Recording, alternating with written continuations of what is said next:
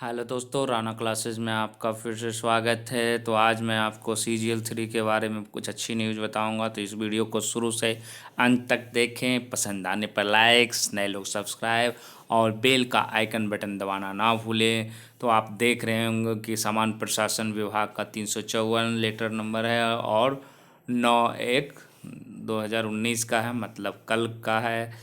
तो क्या है, एक राम भी सुन रहे हैं सरकार के अवर सचिव, ये सभी अपर मुख्य सचिव, प्रधान सचिव और सचिव बिहार पटना को लिख रहे हैं लेटर। उसमें क्या है, तृतीय स्नातक स्तरीय पदों पर नियुक्त हेतु अधियाचना उपलब्ध कराने के संबंध में। तो पहले भी इनको लेटर दिया गया कि आप है यदि अधियाचना हो तो पूरा पढ़ते हैं इसको। तो उपयुक्त विषयक प्रासंगिक पत्रों का स्मरण कराते हुए कहना, मतलब ये स्मारक पत्र है। ये बिहार कर्मचारी चयन आयोग, जिससे आपकी बहाली होनी है सीजे पटना के पत्रांक 1524 और दिनांक 29/5/18 और 17। सभी विभागों से क्या है, तृतीय स्नातक स्तरीय पदों से संबंधित यदि याचना पत्र प्राप्ति के 15 दिनों के अंदर समान प्रशासन विभाग के माध्यम से उपलब्ध कराने का अनुरोध किया गया था, परंतु अधिकांशतः विभागों से याचना अब तक अप्राप्त है।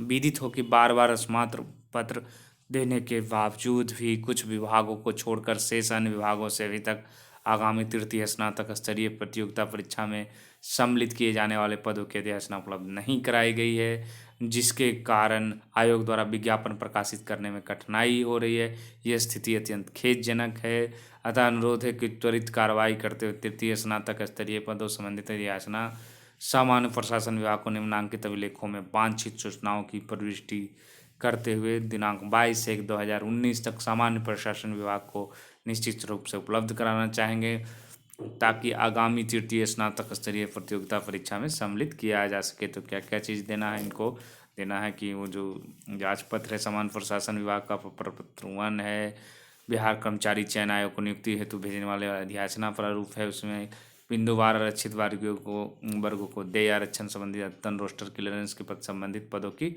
नियमावली है। और नीचे जो मेन पॉइंट लिखा हुआ, जिन विभागों में स्नातक स्तरीय प्रतियोगिता परीक्षा में सम्मिलित करने वाले पद नहीं हों वे भी शून्य प्रतिवेदन के साथ अवगत कराना चाहेंगे। युक्त निर्धारित तिथि के बाद प्राप्त अधियाचना को आगामी तृतीय स्नातक स्तरीय प्रतियोगिता परीक्षा में सम्मिलित नहीं किया जा सकेगा, कृपया इसे सर्वोच्च प्राथमिकता दी जाए। तो इसका मतलब क्या है, इस लेटर को पढ़ने का मतलब है कि 22/1/2019 तक है, जो कि सामान्य प्रशासन विभाग को निश्चित रूप से उपलब्ध करा देना है। अगर नहीं उपलब्ध कराया गया तो तृतीय स्नातक स्तरीय में वो शामिल नहीं किया जाएगा। तो ये अच्छी खबर इसलिए है क्योंकि 22 जनवरी के बाद प्रोसेस शुरू होगी।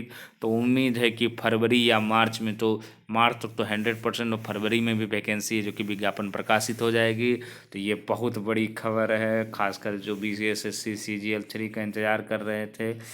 तो और जहाँ तक बात है कि क्या सचिवालय सहायक BSSC की होगी, BPSC की होगी, तो ये हालांकि सरकार द्वारा अभी फैसला इसका नहीं लिया गया है कि ये BPSC द्वारा ही लिया जाएगा।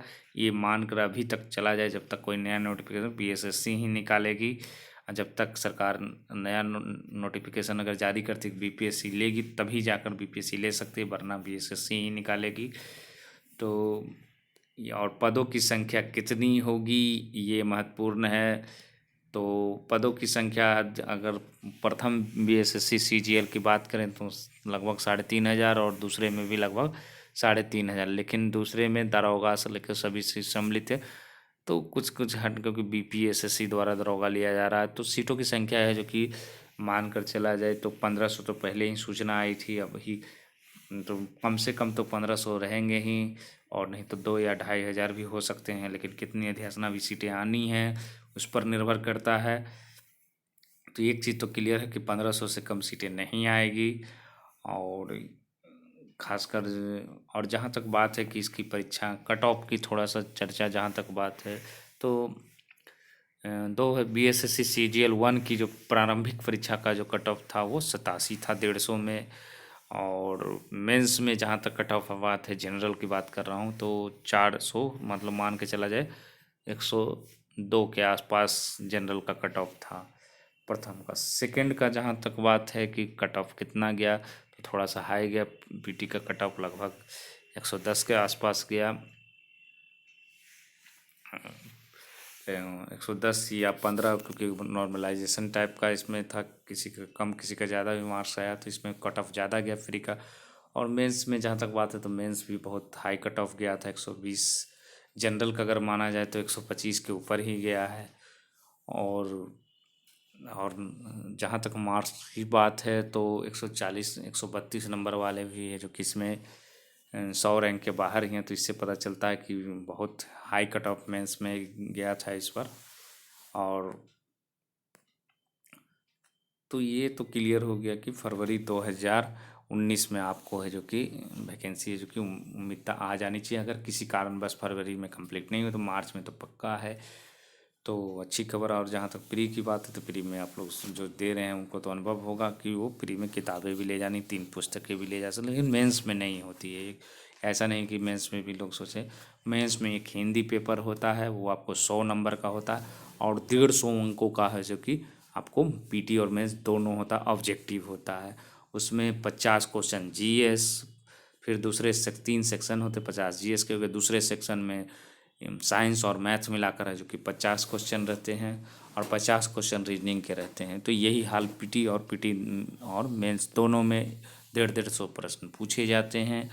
और नेगेटिव जहाँ तक बात है तो 1/4 रहता है। तो आपको 1/4 नेगेटिव दोनों में रहेगा, पीटी और मेंस में। और उसके बाद कोई भी टाइपिंग या इंटरव्यू इसमें पोस्ट में नहीं होता है।